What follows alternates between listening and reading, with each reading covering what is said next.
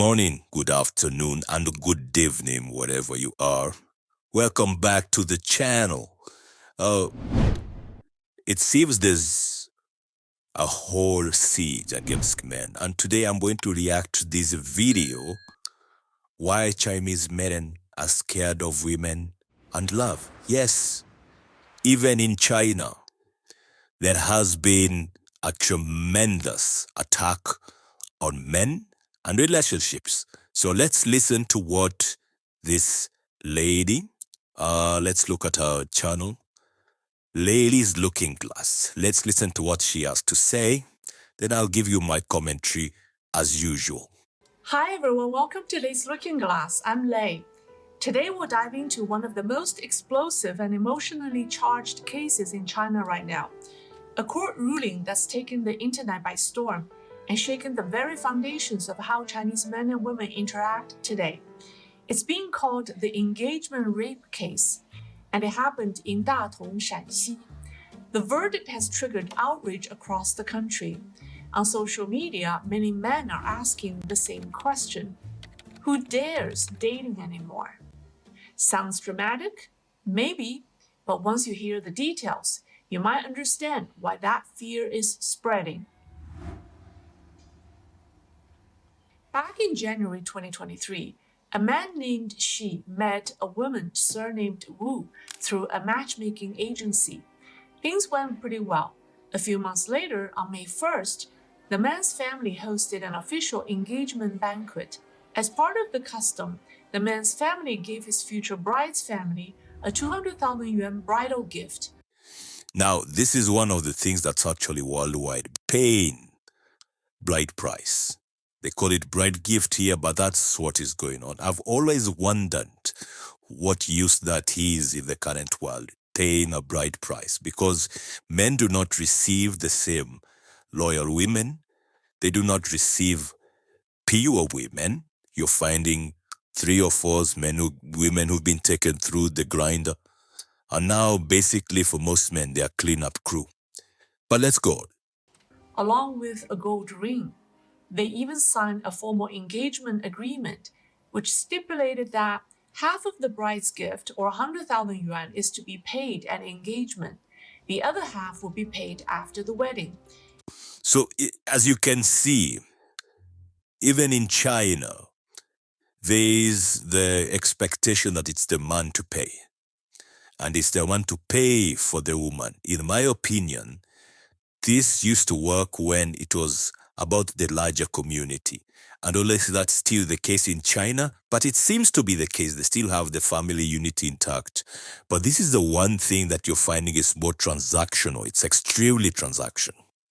Which, by the way, I don't mind. I prefer transaction where people sign down what they're going to give and what they're going to get. So there's no confusion. If the man backs out the engagement, the first 100,000 yuan is non-refundable. If the woman backs out, she must return the money. And the man promised to add the woman's name to the marital property deed 1 year after the wedding. I know such engagement agreement sounds like a commercial contract and total. It's because it is a commercial contract. And do not be deceived, gentlemen. This is how it is worldwide. You're all still living in the Mirza and Boone romantic movie era. You never realized that was a psyop to keep you docile, to accept mediocrity while you claim for the romance. Absolutely despicable. You should be ashamed of yourself, by the way, if you're still into that romance stuff. Really outrageous by Western standard, but it's typical in today's China.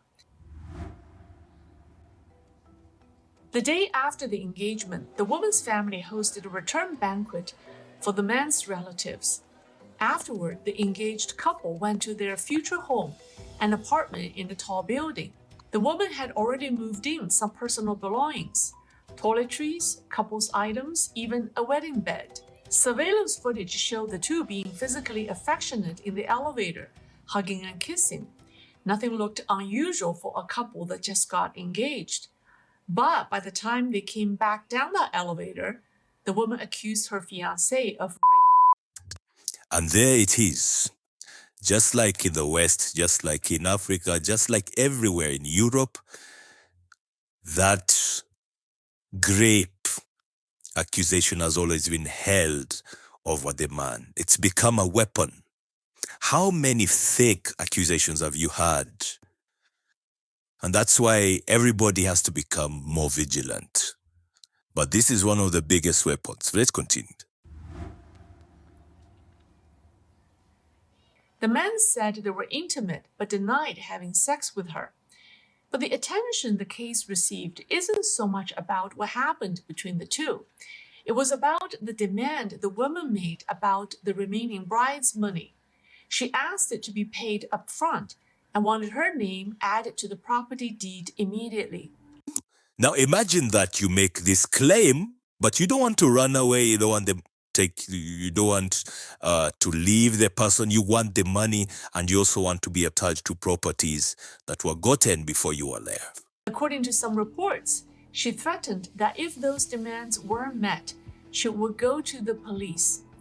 The man's family refused, and after an argument, she followed through and filed the report. A judge later described a slightly different version. The woman's family pushed for a sooner marriage and were okay with delaying the second payment, but still insisted on adding her name to the deed early. These details became a flashpoint. Many people saw it as a red flag. Was this ever really about marriage? No, it was not. It's obvious, especially in the transactional sense. You have to realize that even as you're doing business with anyone, they might try to defraud you. And that's what is going on here. She's trying to defraud the man of this property, and she wants to get rich without having to go through with the process of living up to our end of the bargain. So this is not only something in the West, this is all over the world. And the more gynocentric the world gets, the more this happens. And the man presented everything he could: the engagement contract, chat records, surveillance footage, even medical records proving his innocence. But the court ruled against him. The final judgment? And he was given a 3-year sentence. Now, if we have to stop this video right here, because that's really, for me, the important aspect of all this. You're trying to engage these females. It doesn't matter where you are. But you realize, and because of the amount of greed, not just from her, but from her family, and this is actually worldwide, the families do encourage women to take advantage of men. And because of this, and where you can be taken to jail by a mere accusation, it doesn't matter how much evidence she gives. You will be put in jail. And that's happened to this man. And that's why, of course, wherever you are, it might not be totally ideal. I mean, in the Middle East, I think it doesn't work as much. But wherever you are, you gotta ask yourself, do you really want to get into this institution with all these booby traps all over the place? Do you really want to do it? The official reasoning? He violated the woman's will. Chinese men flooded the internet with outrage. One viral comment summed it up. Was this an engagement or a rape package deal? You lose the bride's money and go to jail. From now on, every date needs to be fully documented and recorded. But others responded with a warning. Don't be so naive. Even audio and video evidence can save you. They were referring to another notorious case, the Nanchang University incident. Let me take you back to 2022, to a case from Nanchang that lit the internet on fire. It involved two college students. A young man helped his classmate fix her phone, and over time, their conversations became flirtatious. The chat logs were full of flirts, and at one point, the girl even sent him provocative selfies. Then one day, she stopped by his dorm to pick up her repaired phone. That day, they had sex. The next morning, she asked him to make their relationship official. He said no. And just like that, she accused him of rape. This is not new, and I think we all understand by now that this is a universal thing. Out of spite, a woman will drain your life. She'll make her fail false accusations, shed as much tears as is required for people to believe her, and your life will be destroyed. So even in the case where you have irrefutable evidence, it's clear that the courts are driving more towards the witness. And why is this? It's because the women are easier to manipulate. They're easier to manipulate to buy things. They've been easier to manipulate to change their political dispensations and follow people blindly.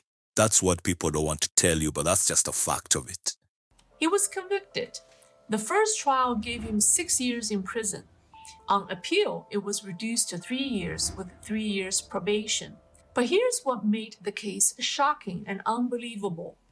He had a 21-minute audio recording capturing the entire encounter. In it, she sounded enthusiastic and in control. Security footage even showed the two walking hand in hand afterward, laughing. Still, the court ruled. The woman expressed non-consent afterward. Prior chat records and behavior do not constitute legal consent. Imagine that you've had relations with someone, and after you've had relations where she's fully consented, she says no, afterwards she doesn't feel good about it. Then she'll accuse you of this. This has happened in America. It has happened in the UK, and it has happened everywhere. That now the legal system is fully being weaponized against men, and that's why these channels are important, and this information we are giving you is important. You have to stop being naive, following your hormones without thinking twice. The costs can be very high. One man wrote, "What's the point of having evidence? If consent can be retroactively denied, then the law is meaningless." That's exactly the point. They're trying to make the law so fluid that the powers that be can use it whichever way that they want against you. So you have no choice as a man not only to be careful, but to become stronger and become more mature as quickly as possible, because this one does not treat naive men kindly. And it didn't stop there. In 2021, a young man named Xiao Chen in Shenzhen was accused of by his ex-girlfriend. After they had already broken up, Xiao Chen came prepared and submitted video footage of their intimate time. She was clearly comfortable, laughing, joking, fully engaged. But in court, she brought a psychological evaluation, claiming she was mentally unstable at the time and therefore could not legally consent. Despite the video, Xiao Chen was sent to 4 years in prison.